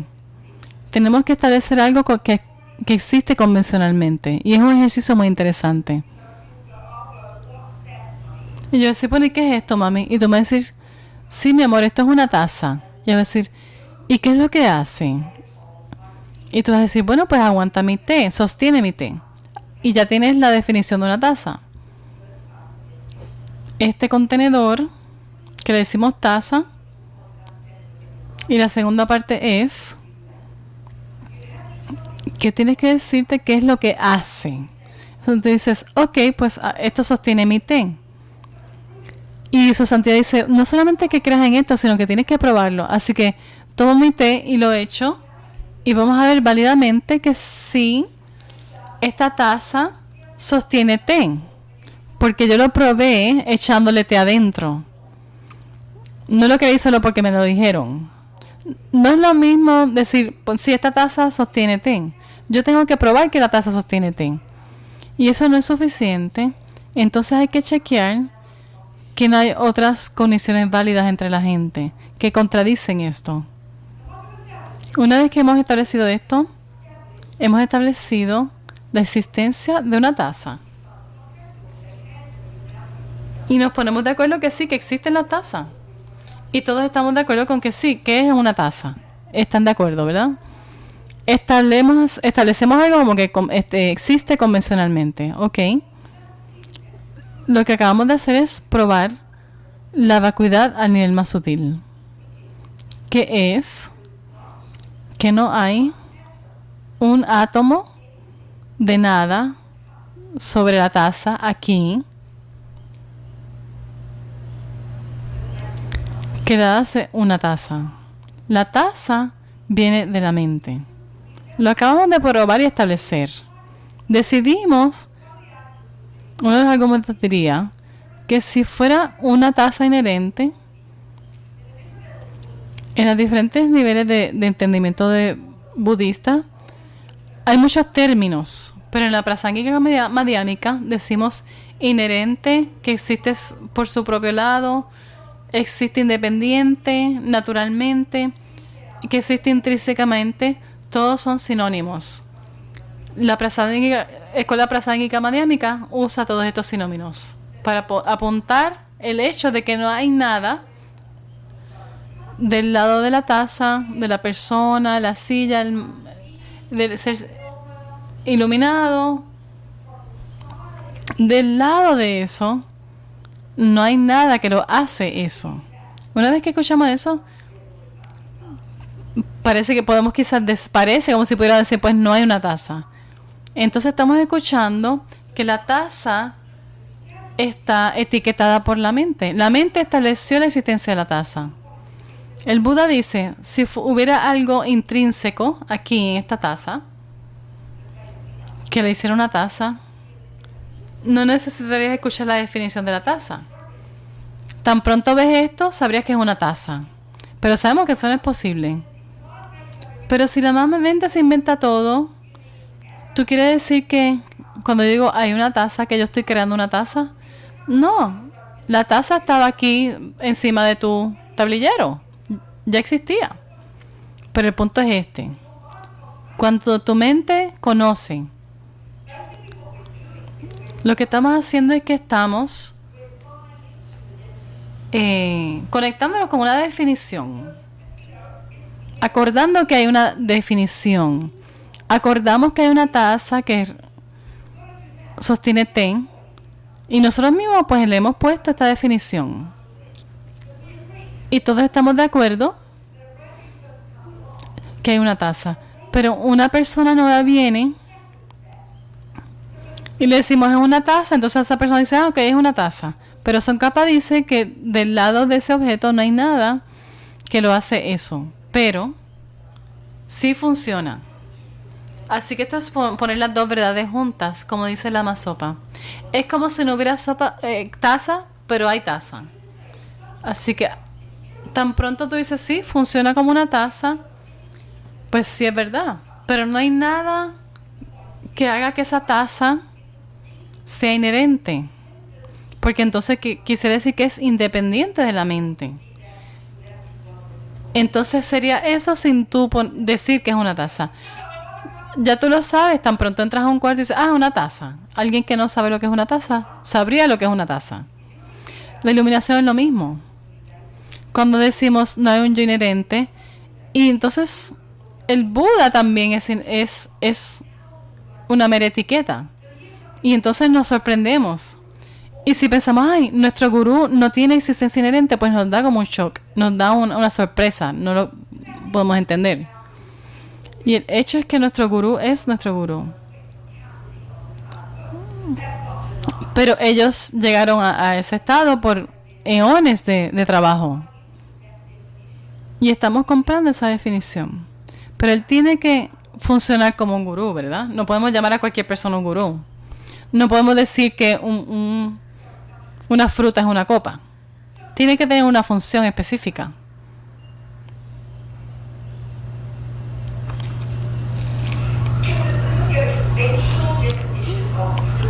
Vamos a buscar una...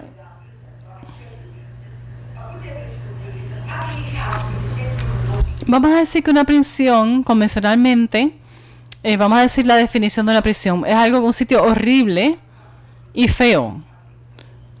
No digo que todas las prisiones sean feas, pero vamos a decir que es donde las personas malas van, lo que decimos que es una persona mala, y que es un sitio feo. Convencionalmente funciona como eso. Tan pronto yo te digo voy a la prisión, tú no dices, ay, qué chévere. Tú dices, ay, Robina, ¿qué pasó? ¿Por qué vas a la prisión? Pues porque nuestra definición de prisión es algo terrible. Y es una definición muy poderosa. Pero muchos de mis amigos en prisión han cambiado la definición de prisión. Nosotros pudiéramos cambiar la definición de esta taza y decir, bueno, pues esta taza es un inodoro. Si todos nos pudiéramos de acuerdo, si el mundo entero se pusiera de acuerdo que esta taza es un inodoro, pues entonces nos pondríamos de acuerdo. Uh-huh. Y todo el mundo pues lo llamaría distinto. Porque pudiera funcionar como un... pero no pudiéramos llamar esta taza un cuchillo. Pero no espere que todo el mundo espere que esta taza es un inodoro. Así que en la prisión hay muchos de mis amigos que cuando llegaron decían que esto era que la prisión era un asco, la comida terrible.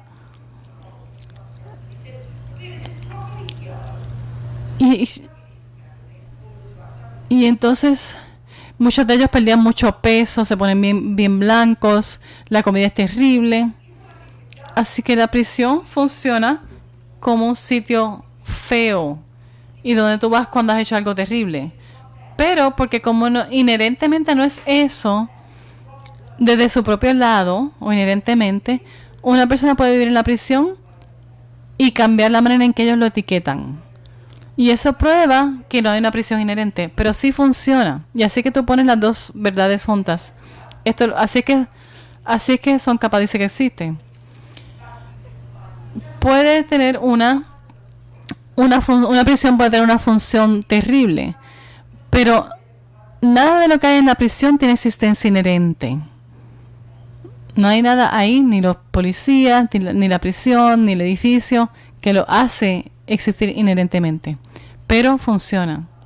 Pues lo mismo que un ser iluminado. No hay ni un átomo de nada. Por ejemplo, el Dalai Lama no tiene ni un átomo de existencia de Buda inherente, pero él funciona exactamente como un Buda.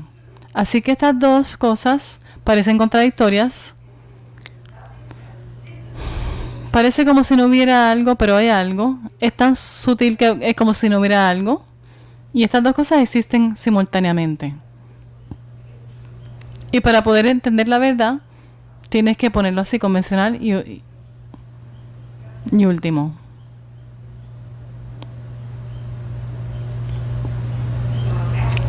No hay un átomo de nada, del lado del objeto que lo hace ese objeto.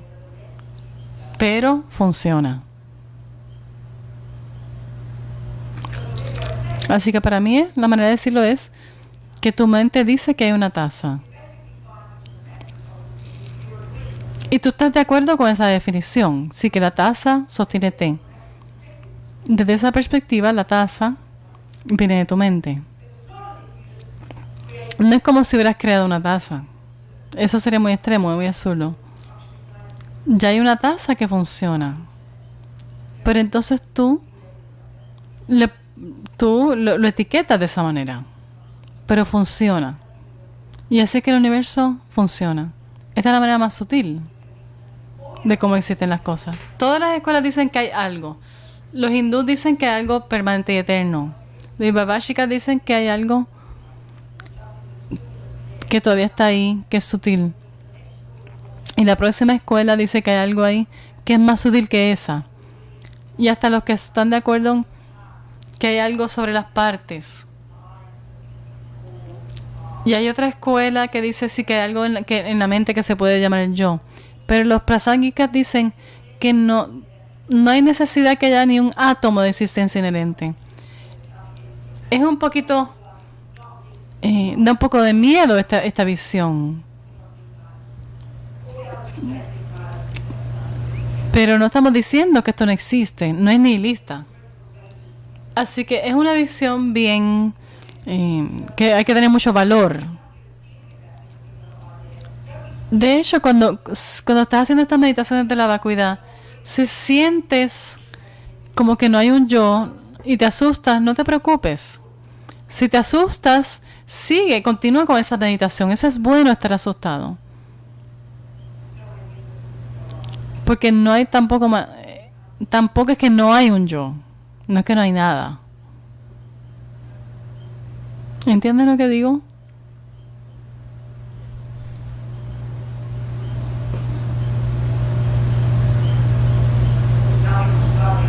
No hay nada del lado del objeto, pero funciona. Estas son las dos verdades. Esta es la más sutil, la que es meramente etiquetada. Y esta es la que sorprende a las personas. Lo otro que decimos es que cuando hablamos de vacuidad hay algo que existe, no es que nada existe. Pensamos, la vacuidad es que nada existe. Sí, no es que no hay agua en ningún sitio, es que no hay agua en la taza. Una cosa tiene que estar con la otra. Y la vacuidad de algo es la vacuidad de algo que existe. Es una manera de una negación de algo que existe. La ausencia del yo inherente existe aquí. Si piensas que $5 en tu si piensas que hay $5 en tu cartera y cuando me den la mano y no hay $5 en la cartera, no quiere decir que en ningún sitio no existen los $5. Es que hay una ausencia de $5. Vamos a decir que yo entro a tu casa. Si yo entro a tu casa y tú tienes un esposo, pero tu esposo no está en la casa, yo no voy a notar la ausencia de tu esposo porque yo no sé que tú tienes un esposo. Todos nuestros engaños es que nosotros pensamos que algo existe que no existe. Lo que el apego piensa que está en ese plato no tiene nada que ver con lo que hay en el plato. Por eso es que sufrimos. Es como si tuvieras un dólar,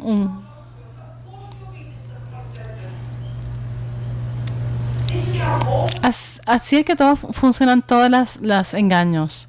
Todos los engaños son exageraciones de algo que hay en el objeto. Esta es la desconexión entre la realidad y nuestra pobre mente.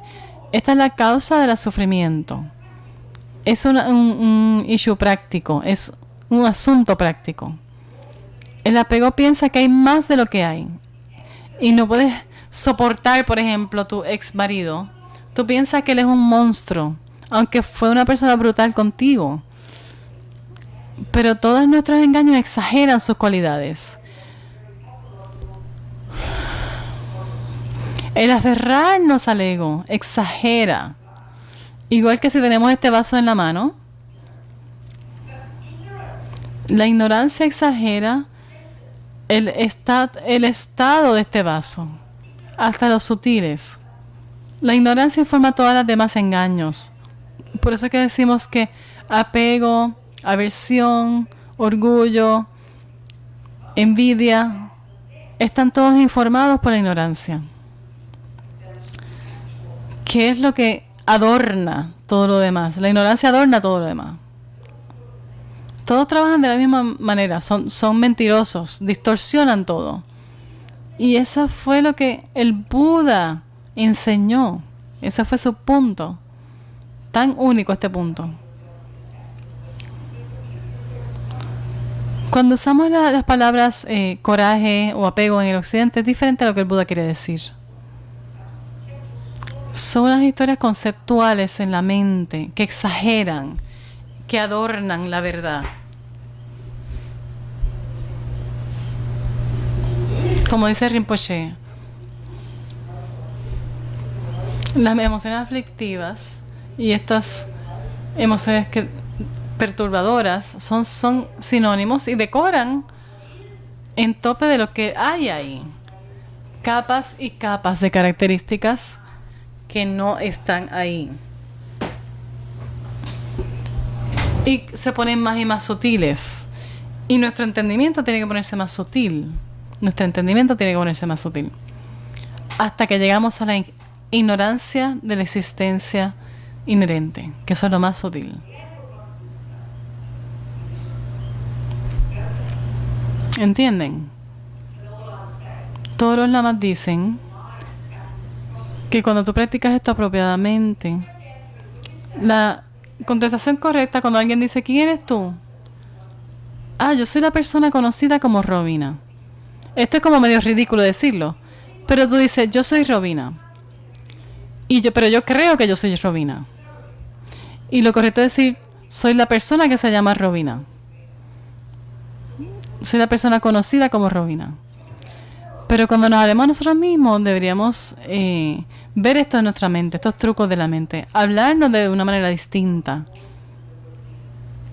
Y para no aferrarnos a las características de Robina como si existiera inherente.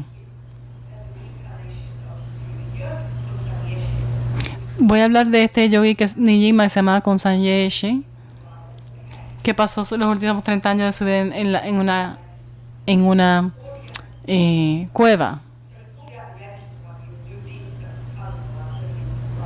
Y entonces este yogi vivió, le decían Laudo Lama, que era un yogi Nijima y que pasó 30 años en una cueva. Y este niño nació, que era la masopa, pero no le decían la masopa. Y tan pronto la masopa nació, desde que era chiquitito se escapaba para ir a esa cueva. Y así es que los maestros saben quién era él. Desde que era chiquitito él quería subir a esa cueva.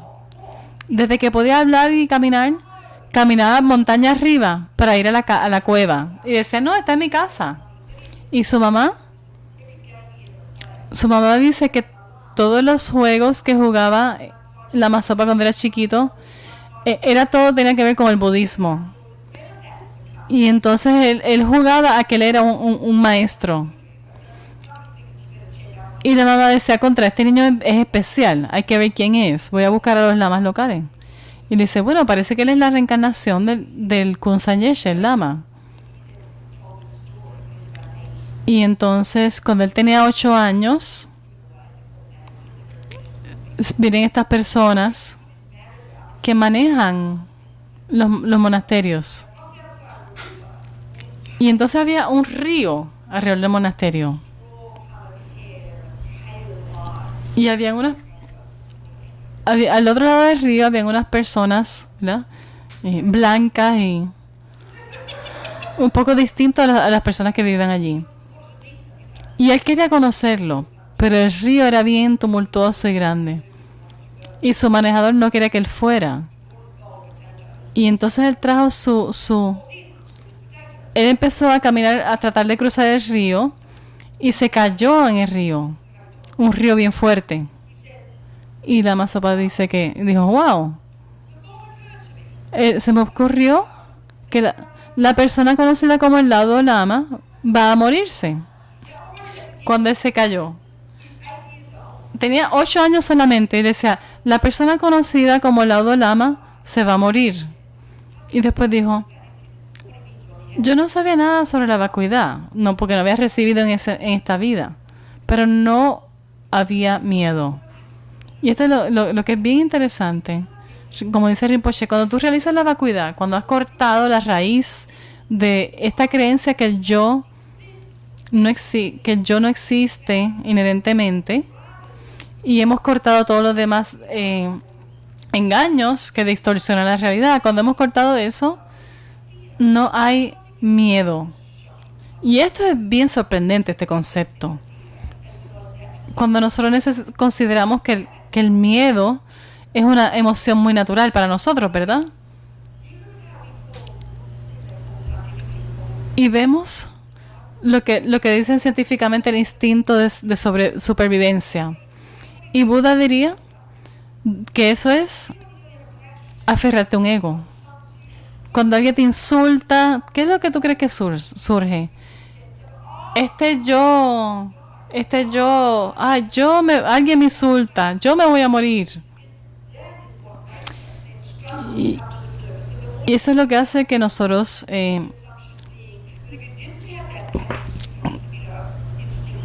tengamos miedo, instinto de supervivencia. Pero Buda dice que eso es aferrarse a un ego. Pero el punto es que él tenía 8 años y no tenía miedo. No quiere decir tampoco que él va a decir, pues sí, pues me voy a ahogar, no hay problema. Entonces él sube y ve que hay una persona tratando de salvarlo y él no puede nadar. Él subía y estaba tratando de sobrevivir, pero su mente no tenía ningún miedo. Y esto es inconcebible para nosotros, porque su mente de otras vidas, él ya había cortado la raíz del yo. Así que es un punto muy sutil. Y de hecho es que cuando no hay miedo, puedes ver claramente lo que está pasando. Muy claramente. Y hasta aunque se hubiera ahogado, su mente no hubiera estado ni con miedo ni perturbada. Y eso es lo que a nosotros nos sorprende tanto.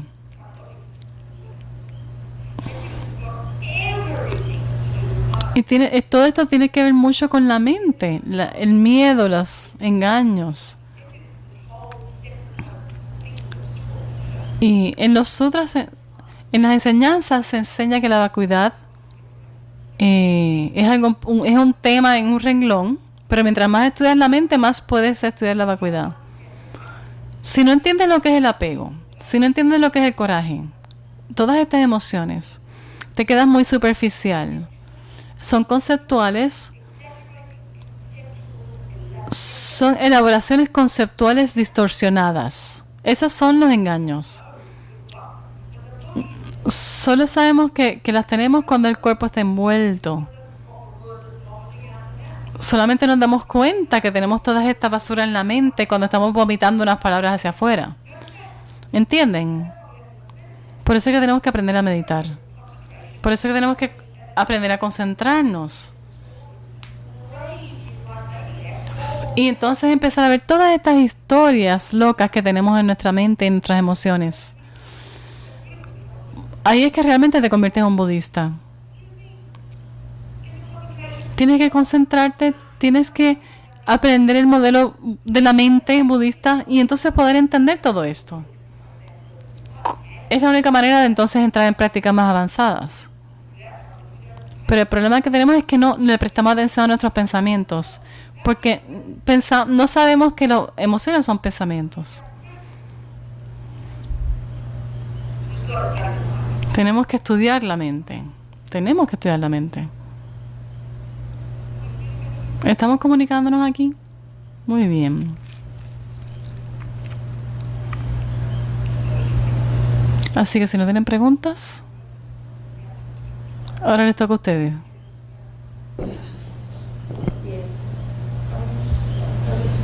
¿Nadie? It can't all be that clear for you. Casi io cosa?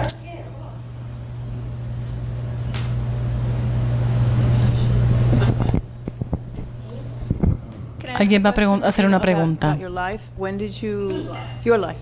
Is that okay? Just a small. Alguien le está preguntando sobre su vida. When did you realize that you wanted to do what you're doing now? ¿Cuándo te diste cuenta que querías ser una monja? Y ella dice, cuando yo tenía 3 años. Cuando primero fui a la iglesia, yo le anuncié que a la gente que yo quería ser sacerdotisa. Y fui al convento por 12 años. Así que yo quería ser como Santa Teresa. ¿Sabes? Me dijeron, no puedes ser un cura, así que puedes meterte a monja. Así que yo estuve un tiempo allí. Yo amaba a Dios y amaba todo esto. Sí, la misa en latín. Y yo quería ser una monja como la Santa Teresa, desde los 12 años, carmelita. Entonces cuando fui a la escuela, yo hacía muchas cosas, ir a misa, para tratar de tener realizaciones, pero nada nunca vino. Pero cuando tenía 15 años, escuché a Billie Holiday y entonces en vez de meterme a monja, lo que hice fue meterme a cosas más mundanas, como música, y me convertí en una hippie, una radical política. Me encantaba todo lo que era la política radical. Así que nunca fui a ningún convento.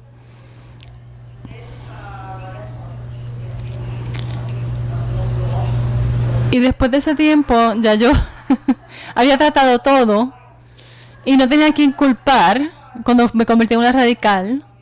Y de momento entonces encontré a la Mayeshi Dagama Sopa hace 40 años. Y me dijeron, tienes que observar tu mente. Y para mí eso fue la primera vez en mi vida que escuché eso. Yo, wow.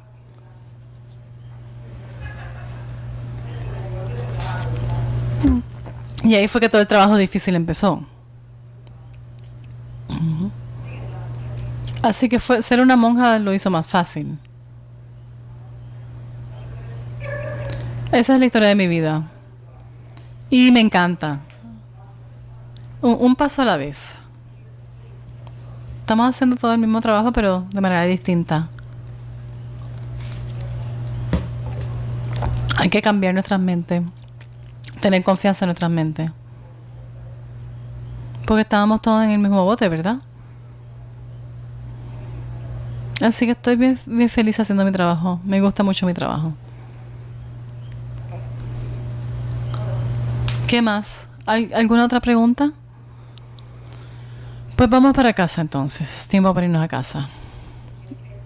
Vamos a dedicar. Cuán maravilloso ha sido que estas 2 horas hemos estado aquí sentados, hablando y escuchando, analizando, chequeando, inspirándonos. Cualquier inspiración que tengamos, pensemos que nunca nos demos por vencidos para conectarnos con estos estados de claridad para ser de beneficio para otros seres.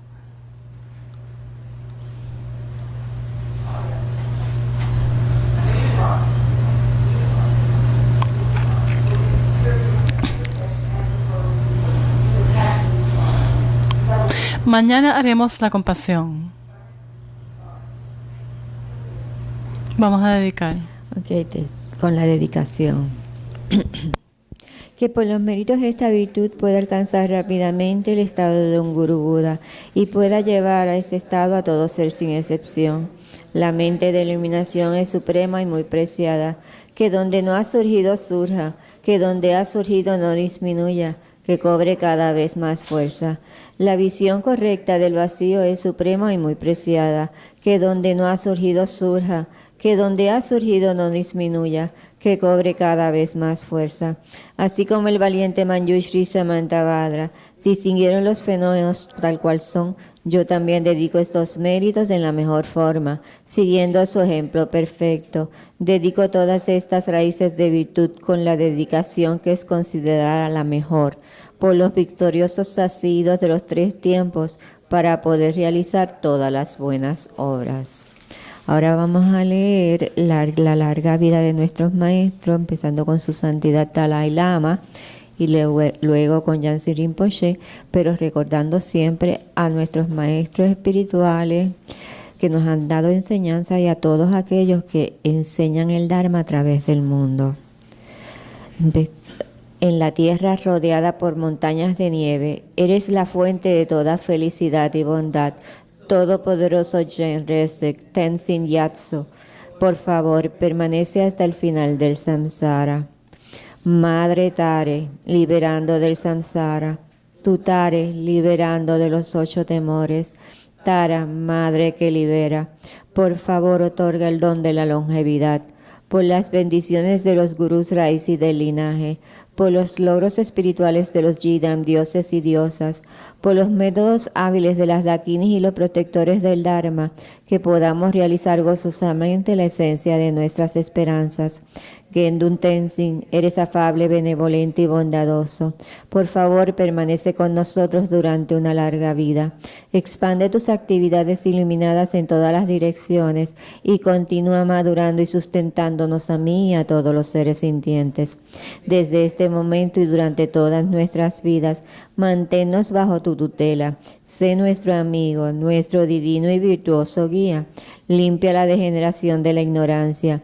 Ayúdanos a realizar rápidamente nuestro recorrido por los senderos y caminos y alcanzar los 3 cuerpos de un Buda, por la verdad de la realidad incambiable y por la bendición conjunta de la indestructible Sangha, que la esencia de estas oraciones se logre rápidamente.